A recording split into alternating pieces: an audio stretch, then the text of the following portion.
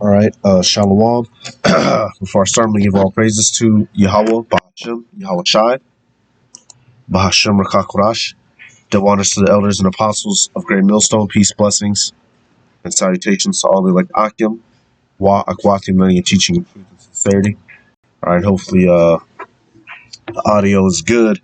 I got this little clip that I came across. I'm just going to let play, get some scriptures on it. All right, it's being well found out, documented, and snitched upon. The fact that this man Esau Edom, all right, he shows up in different lands to take their resources. He doesn't care about the people. He doesn't care about democracy. He doesn't care about, people's rights. Whenever the devil shows up, he's showing up to take things from you. All right, and the brother uploaded this clip. All right, so let's let it play. Hey, so I've been watching all this news in Afghanistan, and it's a tragedy. That's what's going on over there. But if any of you guys think that America lost in Afghanistan, you guys are out of your fucking mind, okay? A couple of years ago, I spent some time working in the international saffron industry, made some money. If you guys don't know, saffron's the world's most expensive spice, and it grows mainly in Afghanistan and Iran.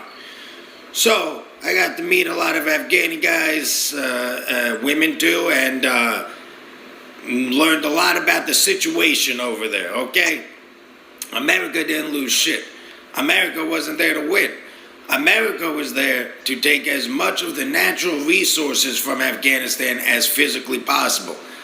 Afghanistan doesn't have oil, but it has fucking everything else. Gold, rubies, emeralds, plutonium, uranium, opium, saffron. It's got pretty much anything that you need to make a fuckload of money.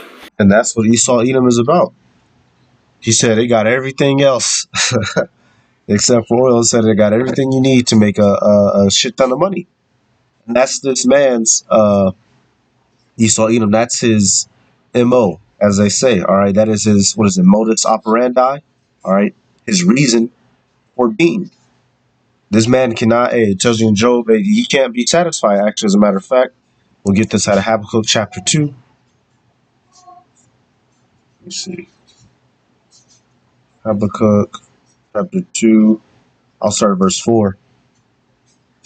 All right, it says, "Behold, his soul, which is lifted up, is not upright in him, but the just shall live by his faith. Yea, also, because he transgresseth by wine, he is a proud man, neither keepeth at home, who enlargeth his desire as hell, and is as death, and cannot be satisfied, but gathereth unto him all nations, and heapeth unto him all people." And who does this fit? What man do you know, what army goes around taking everything whenever it steps down? All right, and he's making a decent point, because if this was really about war, y'all, he would have just pulled a Hiroshima and Nagasaki on him. He would have just dropped a bomb on him a long time ago and saved a lot of time. But like he's saying, E is trying to extract all them resources, and they're going in under the guise of, oh, we need to liberate the women. The women don't know how to drive. Oh, there's poor, starving people. We need to feed them. Oh, there's terrorists over there. We need to defend the people from the people in their own land. They come up with all these slick little terms and reasons to be over there, but in all actuality, they're just taken from the land, and they can't just call it what it is, because this man, he knows that in the eyes of the world, see, he's lost his reputation.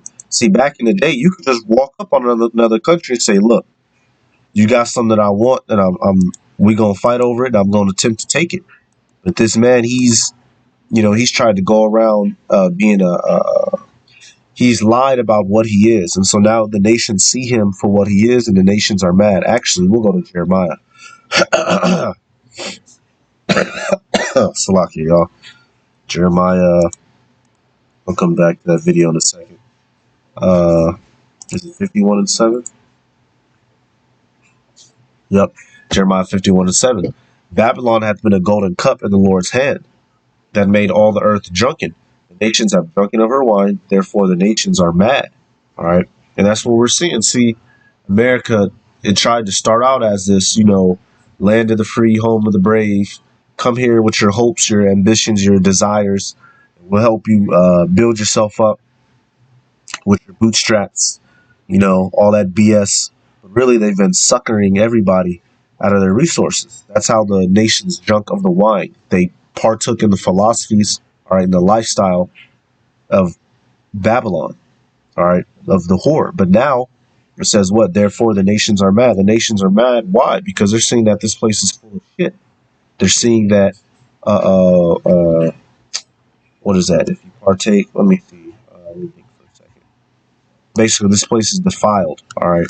They're realizing that this whore, the waters that they've been drinking with this bitch, is defiled. All right. What they say, stolen waters ain't sweet.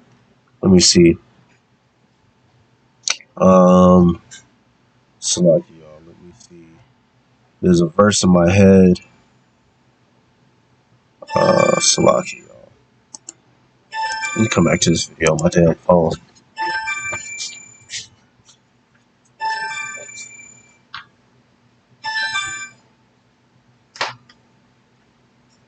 Give me 1 second. Salaki, y'all. All right, Salaki, y'all. Come back to this. They say that it can be worth up to $1 trillion over there. So for the past 20 years, America, under the guise of fighting terrorism, has been taking as much fucking resources as physically possible from this country. Now, at this juncture, geopolitical situations have changed. So, stability in that region has been helpful for America for the past 20 years. But because that stability has allowed neighboring countries, who I'm not going to mention, who might be less than warm to America.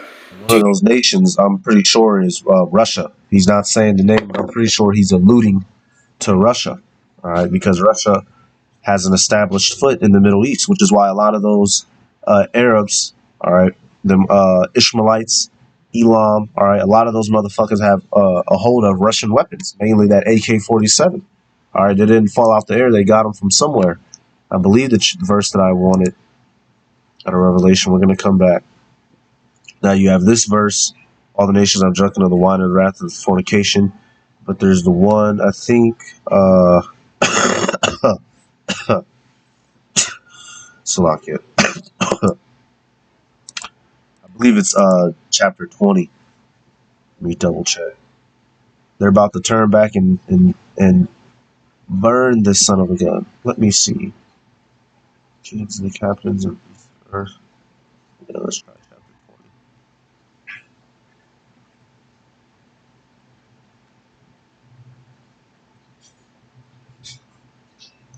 20. Okay, let's do this. Salakia, y'all. Probably roll right over it. Yeah, that's what I thought. 17. All right, Revelation 17. We'll probably start up a verse or two. 17, and I'm gonna start at verse. Yeah, we start 16. Straight at it. It says, "And the 10 horns which thou sawest upon the beast, ye shall hate the whore, and shall make her desolate, and naked, and shall eat her flesh, and burn her with fire." All right, now Russia is not a part of uh, the beast. It's separate. It's not one of those that are joined, but you're seeing the nations that were under America's wing, the heathen nations that America has helped and aligned with, who, shit, hell, let me take it back up. It tells you, what verse was that? What was that? Let me go over to 18. Revelation 18. And yeah, 3. It says, "For all nations have drunken of the wine of the wrath of her fornication, and the kings of the earth have committed fornication with her, and the merchants of the earth are waxed rich through the abundance of her delicacies." So these other lower end nations, they're starting to rise up and kick up now. And who's gonna be their big buddy to help them? Let's go to Ezekiel. Who's gonna be their main major ally nation to help them take on America? All right. Let's go to, was that 38?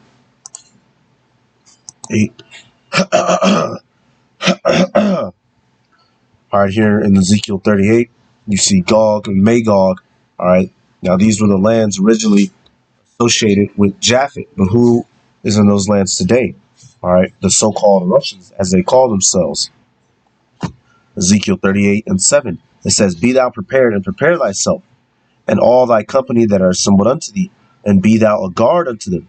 All right, so those Russians, they're going to be a guard unto the other nations that go up and fight against America. All right, and they're going to be helping them Ishmaelites fight America. Because why? The Ishmaelites is tired of America fucking them out their resources. Matter of fact, you jump back to verse 4, and I will turn thee back and put hooks into thy jaws, and I will bring thee forth and all thine army, horses and horsemen, all of them clothed with all sorts of armor, even a great company, even a great company with bucklers and shields, all of them handling swords. All right. And those swords today, those horsemen today, those horses today is what? Tanks, uh, uh, uh, guns, bombs, jets, watercraft, destroyers, all the army, all of its army associated war fighting material. That's how they're going to come about and run up on America because everyone is tired of this place. All right. Hey, verse 10, it says, Thus saith the Lord, thus saith Yahweh Bashem Yahweh Shai power. It shall also come to pass that at the same time shall things come into thy mind, and thou shalt think an evil thought. And what's that evil thought? Russia stepping up to the plate. All right. Coming up against this son of a gun. And thou shalt say, I will go up into the land of unwalled villages. I will go to them that are at rest and dwell safely, all of them dwelling without walls, having neither bars nor gates. And they're going to come up against this place because that's how people dwell here in America. Motherfuckers act like we're literally not living in the time of World War III. Motherfuckers still, man, hey, look, y'all, don't get me wrong. I'm younger. I got, I'll say, associates in the world. You know, these motherfuckers still out here partying every single weekend. Nigga, you partying every single weekend? You don't see the shit going on in the world? Niggas is still on the party tip, bro. Niggas is still on let's hit the club tip. You motherfuckers is about to find out, man. There's about to be boots landing in this bitch. Niggas still out here going broke at the bar every weekend. Grow and develop their influence without any type of real challenge, it's no longer in America's interest to be in Afghanistan. It's better if that country is disorganized and in chaos because it creates strife and chaos for the countries that neighbor it. Do you understand that? Nothing that happens is, especially in geopolitics, is as it seems in the surface. There are layers upon layers upon layers upon layers. Yep. America is a mafia, and they Yep. operate just like our mafia operates. Yep. So all of you guys, pray for Afghanistan, but do a little bit more thinking than say, oh, it's a win or loss. It ain't as clear cut as that. My bad. And we not praying for them motherfuckers because they not innocent against us and children of Israel neither. All right, but he wasn't lying in his statements. America's run like a mafia. All right, and motherfuckers finna come up and test the waters and find out that these Americans ain't as hardcore as they say they are. All right, this place is about to get this world is about to get turned upside down in this war to come. And a lot of people in this world don't know what's going on, but they're about to find out in the worst way possible. All right, and this is all going to culminate in that big old bad old World War III going down. All right, Joel 3 and 9, it says, proclaim ye this among the Gentiles, which us, the prophets, are doing right now. Prepare war. Wake up the mighty men. Let all the men of war draw near. Let them come up. Be your plowshares into swords and your pruning hooks into spears. Let the weak say, I am strong. Assemble yourselves and come, all ye heathen, and gather yourselves together round about. Thither cause thy mighty ones to come down, O Lord. And that's what we're seeing. We're seeing these heathens who were once farmers, who were once sheep herders, who were once, this all this motherfucker wanted to do was wake up, sell his mangoes and his garlic and go back home to his wife and kids. Now he picking up an AK, he got a bomb strap, and he got a buck knife in his hand, and he's ready to kill Americans. That's what's going down in this mug, man. And people just don't see it. Verse 12, it says, let the heathen be awakened and come up to the valley of Jehoshaphat, for there will I sit in judgment, for there will I sit to judge all the heathen round about. And that's what we're about to experience. Because this man Esau Edom has gone around effing everybody over, all these things are about to return unto his head. All right. We're about to see the big final showdown, and this man's not going to win it. All right. So with that, I'm gonna give all praises to Yahweh Bahashim, Yahweh Shai Bahashim, Rachakorash, the waters to the elders and apostles, great millstone, peace, blessings, and salutations to all the elect Akim. Walk, learning, teaching the truth of sincerity, and we'll say Shalom.